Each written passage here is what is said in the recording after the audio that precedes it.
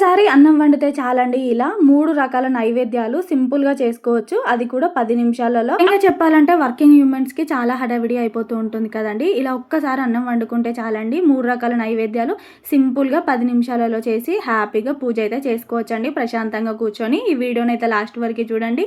మీకైతే పక్కా కొలతలతో ముందుగా ఇక్కడ నేను అన్నం వండుకోవడానికి 2 కప్పుల రైస్‌ని అయితే ఒక బౌల్‌లోకి తీసుకొని 2, 3 సార్లు నీళ్లు వేసుకుంటూ శుభ్రంగా కడుక్కొని ఆ తర్వాత బియ్యం మునిగేంత వరకు నీళ్లు వేసుకొని ఒక్క 10 నిమిషాలు టైం ఉంటే పక్కకు పెట్టుకోండి. అన్నం పొడి పొడిలాడుతూ చాలా బాగా వస్తుంది. 10 నిమిషాల తర్వాత నానిన బియ్యాన్ని ఒక రైస్ కుక్కర్లోకి వేసుకొని 1కి 2 చొప్పున నీళ్ళైతే వేసుకొని కుక్కర్ విజిల్ పెట్టుకొని స్టవ్ పైన పెట్టుకొని మీడియం ఫ్లేమ్లో ఒక 2 విజిల్స్ రానిస్తే ఇలా మన అన్నం పొడిలాడుతూ చక్కగా ఉడికిపోయి ఉంటుంది. ఇప్పుడు దీంట్లోని మన అన్నాన్ని 2 భాగాలుగా చేసుకొని ఒక భాగాన్ని తీసి పక్కకు పెట్టుకోండి. ఒక భాగం మనం పులిహోర కోసం పక్కన పెట్టుకుంటున్నాం. ఇంకా మిగిలిన 2 భాగాలను సపరేట్ చేసి కొంచెమేమో దద్దోజనం కోసం, మిగిలిన అన్నమేమో పరమాన్నం కోసం ఇక్కడ పక్కకు పెట్టుకున్న తర్వాత ముందుగా మనం దద్దోజనం కోసం తీసుకున్న అన్నాన్ని అయితే వేడిగా ఉన్నప్పుడే ఇలా గంటెతో ఒత్తుతూ అయితే మెత్తగా మెదుపుకోవాలండి. ఆ తర్వాత అయితే మనకి మెత్తగా కాదు, ఇలా వేడిగా ఉన్నప్పుడైతే చాలా సింపుల్గా మెత్తగా అయిపోతుంది. ఇలా మెత్తగా అన్నాన్ని మెదుపుకున్న తర్వాత స్టవ్ పైన ఒక ప్యాన్ పెట్టుకొని దాంట్లో కొంచెం నెయ్యి కానీ నూనె కానీ వేసుకొని దాంట్లోనే ఒక 5-6 జీడిపప్పులు, కొద్దిగా జీలకర్ర, 5-6 పచ్చిమిర్చి, 7-8 తోక మిరియాలు, అలాగే చిన్నగా సన్నగా తరుగుకున్న కొంచెం అల్లం ముక్కలు, కొంచెం కరివేపాకు వేసుకొని పోపును బాగా వేయించుకోండి. ఇలా పోపు వేగుతూ మంచిగా మనకి మంచి కలర్లోకి వచ్చాక పక్కన మనం దద్దోజనం కోసం అయితే అన్నాన్ని మెత్తగా మెదుపుకున్నాం కదండి. ఈ పోపు వేగేలోపు మనకు అన్నం కూడా చల్లారిపోయి ఉంటుంది. దద్దోజనం కోసం ఎప్పుడైనా కూడా మనం అన్నం చల్లారాకనే దాంట్లో పాలు కానీ పెరుగు కానీ వేసుకుంటే మనకి మంచి టేస్ట్ అనేది వస్తుంది. పోపు చక్కగా వేగాక మనం మెదుపుకున్న అన్నంలోకి 1 కప్పు పాలు వేసుకొని ఇలా మంచిగా కలుపుకోండి. దీంట్లోనే ఇప్పుడు 1 కప్పు పెరుగు కూడా వేసుకోండి. ఇక్కడ మనం పాలు వేసుకోవడం వల్ల దద్దోజనం అనేది ఎక్కువసేపు ఉన్నా కూడా పులుపు ఎక్కకుండా కమ్మగా ఉంటుందండి. ఇలా 1 కప్పు పాలు, 1 కప్పు పెరుగు వేసుకొని బాగా లూజ్గా ఉండేలాగా చూసుకోండి. ఎందుకంటే మనకి పూజ అయిపోయేసరికి దద్దోజనం అనేది గట్టిపడుతూ ఉంటుంది. మనం ఇందాక రెడీ చేసుకున్న తాలింపును కూడా వేసుకొని రుచికి సరిపడ ఉప్పు వేసుకొని ఒకసారి అంతా బాగా కలుపుకొని పక్కకు పెట్టుకోండి. ఇప్పుడు రెండోది మనం పరమాన్నం కోసం ఒక గిన్నెలోకి 1 కప్పు పాలు, 1/2 కప్పు నీళ్లు వేసుకొని పాలను ఒక పొంగు రానివ్వండి.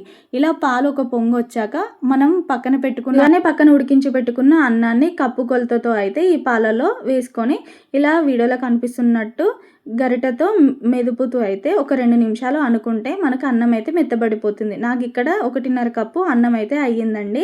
ఇంక ఇలా అంటూ మూత పెట్టి ఒక 2 నిమిషాలు సిమ్లో ఉడికించుకుంటే ఇలా మంచిగా పాలలో అన్నం అయితే ఉడికి పరమాన్నం రెడీ అయిపోతుంది. ఇప్పుడు దీంట్లోకి మనం కప్పు కొలతతో 1 కప్పు బెల్లాన్ని కూడా వేసుకొని వీడియోలో కనిపిస్తున్నట్టు నెమ్మదిగా బెల్లం కరిగేంత వరకు కలుపుతూ ఉండండి.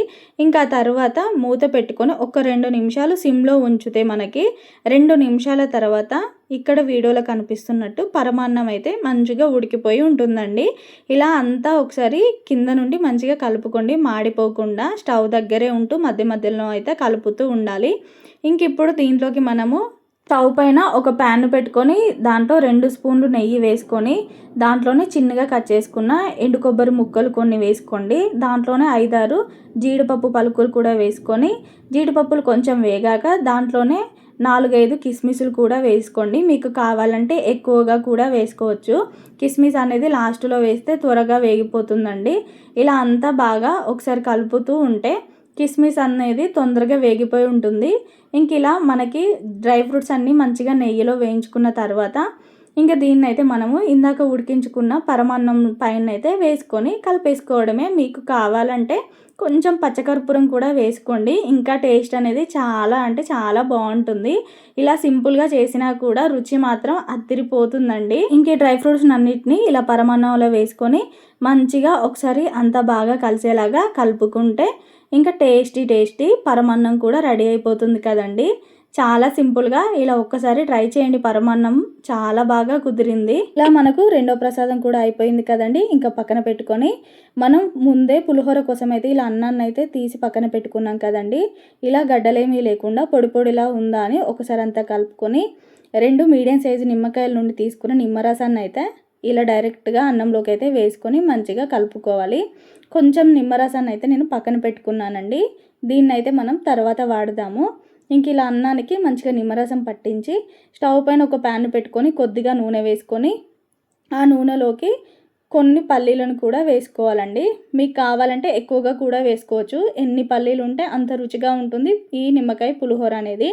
ఇప్పుడు దీంట్లోనే కొద్దిగా జీలకర్ర, కొద్దిగా మినపప్పు, 5-6 సన్నగా కట్ చేసుకున్న పచ్చిమిర్చిని కూడా వేసుకొని ఈ పోపునంతా మంచిగా వేయించుకోండి. పల్లీలు మంచిగా వేగేంత వరకు. ఇప్పుడు దీంట్లోకి ఒక అర స్పూను పసుపు కూడా వేసుకొని అంతా ఒకసారి కలుపుకొని మనం ఇందాక నిమ్మరసాన్ని పక్కన పెట్టుకున్నాం కదండి.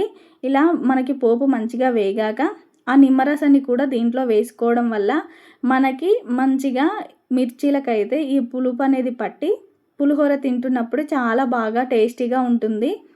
ఇలా నిమ్మరసం కూడా వేసుకొని ఒక నిమిషం కలుపుకొని స్టవ్ అయితే ఆఫ్ చేసుకోవాలి. ఇంకా మనకి పోపు అయితే రెడీ అయిపోయింది కదండి. మనం ఇందాక కలిపి పెట్టుకున్న అన్నంలోకి ఈ పోపునైతే వీడియోలో కనిపిస్తున్నట్టు ఇంకా మొత్తంగానైతే వేసేసుకొని రుచికి సరిపడా ఉప్పు కూడా ఇప్పుడు ఈ పోపు వేసిన టైంలోనే వేసుకోవాలండి. ఇలా ఇప్పుడే వేసుకోవడం వల్ల ఉప్పు తొందరగా కరుగుతుంది మనకి. ఎందుకంటే పోపు అన్నం 2 వేడిగా ఉంటాయి కాబట్టి. ఇలా స్పూన్తో కానీ లేదంటే చేత్తో కానీ అంతా బాగా కలిసేలాగా కలుపుకోండి. అమ్మవారికి చింతపండుతో చేసిన పులిహోరే కాదండి, నిమ్మకాయలతో చేసిన పులిహోర కూడా చాలా ప్రీతికరం. దీన్ని చిత్రాన్నం కూడా అని అంటారు.